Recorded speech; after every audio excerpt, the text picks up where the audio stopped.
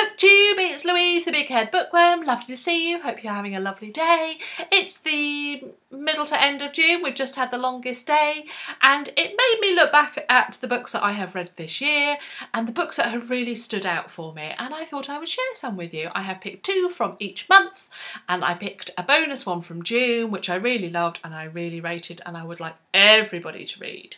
So the first book from January was Burial Rites by Hannah Kent. This is historical fiction set in northern Iceland in 1829, and it is about the last execution that took place of a woman, and I think of a man as well. I think it's just the last execution.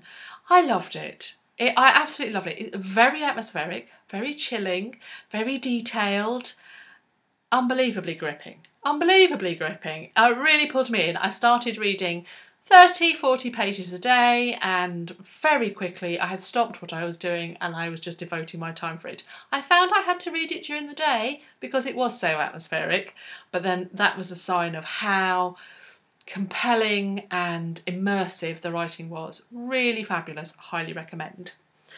My second book for January is completely different. It's Illuminae by Amy Kaufman and Jay Kristoff. This is YA science fiction set out in case files and emails and memos, and then towards the end you get pages like that. It is completely, as in youth slang, it is completely addicting.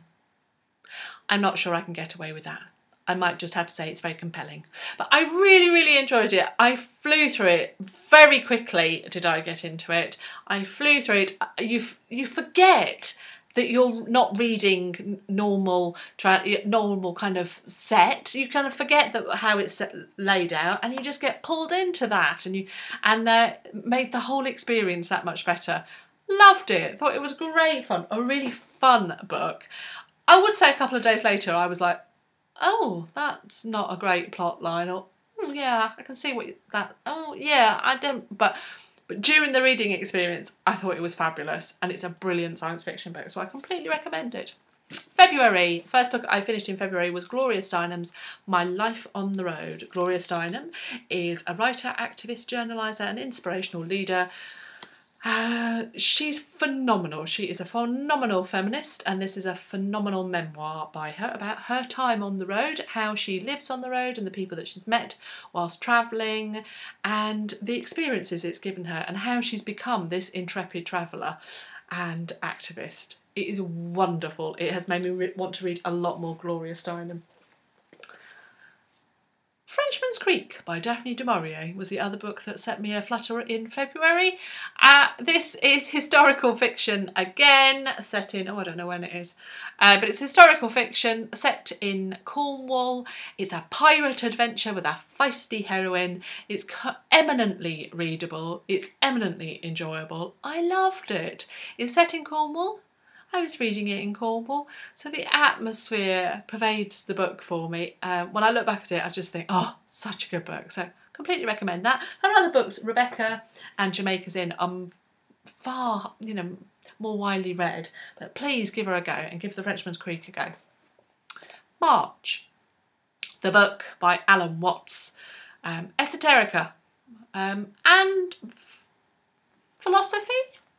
Perhaps, maybe, could go for that. I really enjoyed it. My husband bought it for me a couple of years ago. I'd never read it. I picked it up one Sunday morning, and that was it. Couldn't put it down. I just became really hooked into it. But it's got, I don't know. He was there. If you're into Eastern philosophy, religion, who are we? Why are we here? Why do we feel alone? Why do we feel alienated from other people? That's the kind of thing. If you have those kind of thoughts, give the book a go. Changing tack. It's The Final Empire by Brandon Sanderson. This is the first book in the Mistborn trilogy, which is an epic fantasy. I thoroughly enjoyed it. I'm not going to go into the plot of it because it's convoluted and fantastical and wonderful. It's a lovely big book that I sunk into, and I thoroughly enjoyed it. I have the second one beside my bed, ready to pick up when I have that time that I feel like I can devote to another big, chunky, epic fantasy. Oh, sink your teeth into that one. What month are we on? We're on to April. Came out at the end of March, but I got it in April. I got it a bit late actually, but I got it in April. It's called Whispers of the Earth by Taz Thornton. Teaching stories from the ancestors, beautifully woven for today's spiritual seeker. And they are beautiful tales that Taz has collected from herself and from others. There are some ones that have been channeled by other people. They are beautiful fairy tales of this land, and it is literally the ancestors whispering nighttime stories for you, and it is beautiful, and I'm hoping to share them with Benedict because they are perfect stories, tales, fables that can live in a family. A wonderful, wonderful book. Whispers from the Earth by Taz Thornton. And I then read The Long Way to a Small Angry Planet by Becky Chambers. Science fiction again. Loved it, loved it, loved it. Loved it, loved it. And then I loved it some more. Such a wonderful science fiction book. If you've ever fancied trying science fiction, or you're dipping your toe into science fiction and you wonder where to start, The Long Way to a Small Angry Planet is the place for you. If you like a fantastic story, populated with wonderful characters and that make you feel, that really make you feel, it's the feelings that we all have, go for it. Wonderful. Into May. Well, I found a new author in May, and that is Sarah J. Maas. This is the second one in the A Court of Thorns and Roses is the first one. A Court of Mist and Fury is the second one. I got the first one from the library, and then I bought this one when it came out, and it blew me away. I loved it. Hades and Persephone retelling vibes in this book.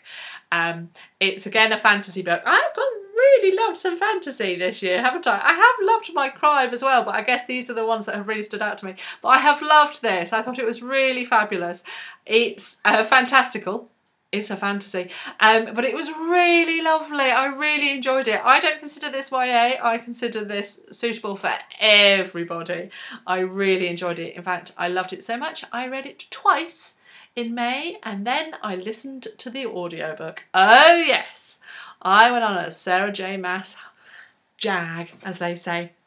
Second one that I read, again, they talk about this is a Hades and Persephone retelling. I would say it's not Hades and Persephone. It's more Eastern European folklore fairy tale story, uprooted by Naomi Novik. I loved it. I thought it was really, really good. It took me a little while to get into it. Again, it's a fantasy. I really enjoyed it though. And look at that beautiful cover with the lovely shimmer on there.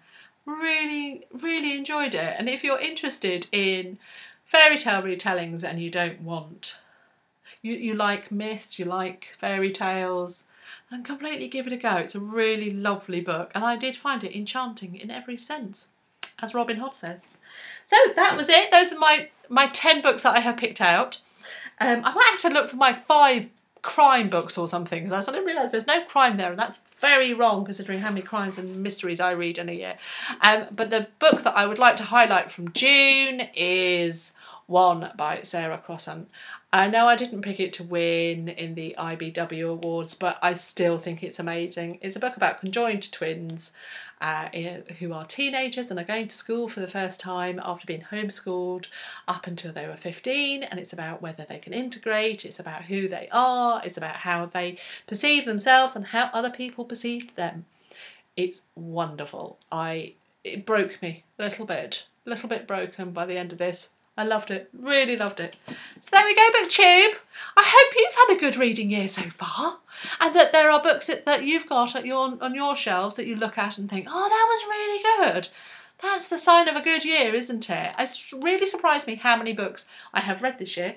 I gave myself a Goodreads challenge of reading 60 books this year because I'll be honest, I've never really tracked how many books I read in a year. I've always been a bit loosey-goosey. about that kind of stuff, and I've not really bothered to track it. But then this year, since starting doing YouTube and wanting to have an idea of the books that I kind of read and which ones I really like, and so that I can talk about it with you, I've been tracking them, and I couldn't believe it. I've already gone past 60 books. That probably isn't a surprise to you if you see my wrap-ups, but it was a surprise to me. So I think I'm going to have to probably reset my challenges, and maybe next year try and challenge myself in a different way. So yeah, there we go. It's been lovely booktube. Next time, let's do coffee and cakes. It's got to be done. It's got to be done. Especially as there are now so many people that have chosen to subscribe to this channel, and I would just like to take this time to say thank you very, very much. For anybody that has ever watched any of my videos, I am truly honoured that you pressed click and you watched any of it. That's really wonderful. And to everybody that's ever sent me a comment or clicked a like button, each time I see that, it makes my heart grow a little bit fonder. You're all lovely. This has been fab. Bye!